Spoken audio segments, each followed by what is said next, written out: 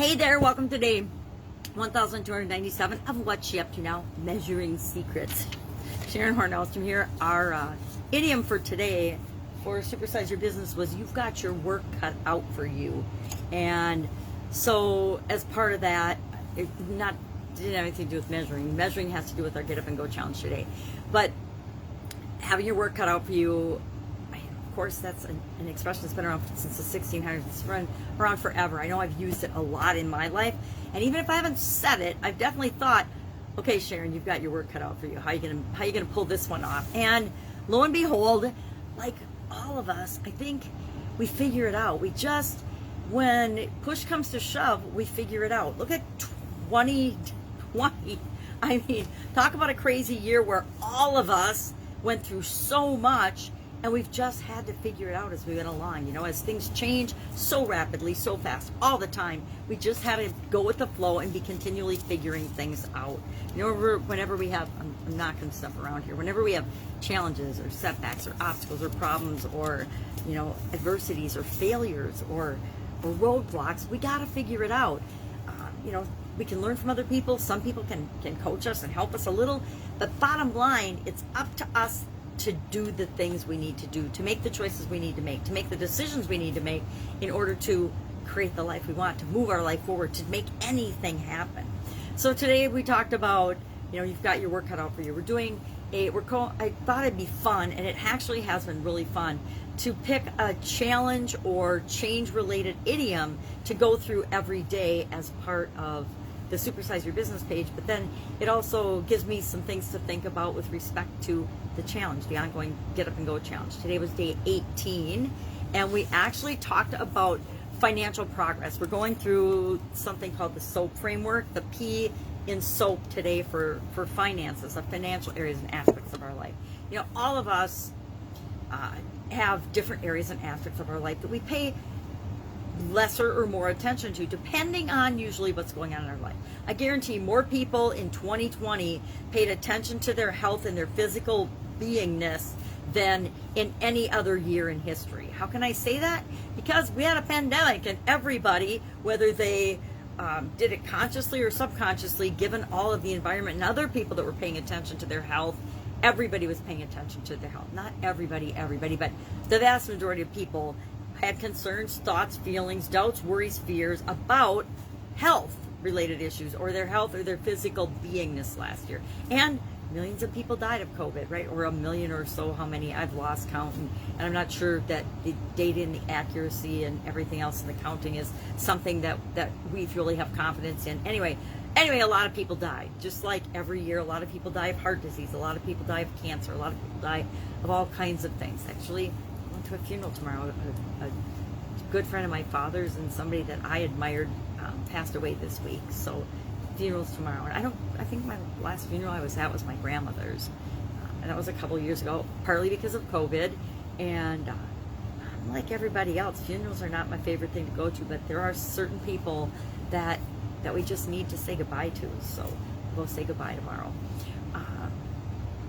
So the Get Up and Go challenge, all about our financial progress. Are we making progress? Are we moving toward what we want or away from what we want? And the SOAP framework is basically, here's my situation. Here's what I want it to be. How do I get from here to there? That's the SOAP framework in a nutshell. And the SOAP framework helps us to get there by automatically installing this framework in our subconscious, doing it enough throughout the challenge so that it gets installed in our subconscious. And instead of diverting and reverting, and then we practice it at least 9 different times on each of the different areas and aspects of our life, so that it becomes our own, it becomes your own. It's no good. I don't care if you ever do this SOAP framework after the 30-day challenge. I mean, I think it will help you, but if you install it into your subconscious, it becomes as easy as breathing. You don't even have to think about it anymore. And I don't know about you, but I like things that are easy and that I don't have to think about anymore. I know with 100% certainty that anytime a change or a challenge, which is pretty much every day of my life, comes my way, I'll just automatically get the best result for me and do the best thing for me, because the SOAP framework leads me through that, not on a conscious level, except when I'm doing the challenge these days. It just automatically works in me. And we all have patterns of behavior like that that are automatically working in us already. It's a matter of Is it working really for us or not for us, or is it just keeping us safe and keeping us the same as we've always been? Now, that's great for things like breathing and blinking our eyes and brushing our teeth and habits like that. But when it comes to dealing with something that's impacting us all the time, everybody all the time is always being impacted by change, by challenges, by things that are coming up that they haven't experienced before or that we haven't ever even thought of. I gotta tell you, I never even considered a pandemic before 2020. It didn't even hit my radar. Never even thought anything as crazy as that would come down, or the way it was handled would happen and continues to be mishandled. That is, of course, my opinion, only because of my own decades on the planet and personal experiences do I form that opinion. Not formed by any other manipulation or broadcast media, just my opinion, because I try to stay off all of that. Knowing that every piece of information that anybody shares is shared for a reason. You know, I hop on and share this segment for a reason. Number one, it helps me remember what I've done and what I'm doing and what I've talked about and what I've shared and what's working and what's not working. And number two, because my hope, and I don't usually use the word the hope, my intention is that it provides value to people that are trying to do something similar to what I've done in terms of offline and online business building. And sharing and documenting your journey, I have found, is good for me and good for other people as well. So, our annual challenge, speaking of challenges, because we love challenges here at Supersize Your Business and Sharon Horne-Ellstrom, it's the beginning of a two-part saying today. Our annual challenge this year is to do one thing every day that centers us, from this little journal book. This is a 4th year in a row I've done one of these, and I love them for a bunch of reasons. Number one, it's really easy to improve something in your life if you just do a teeny tiny thing every day.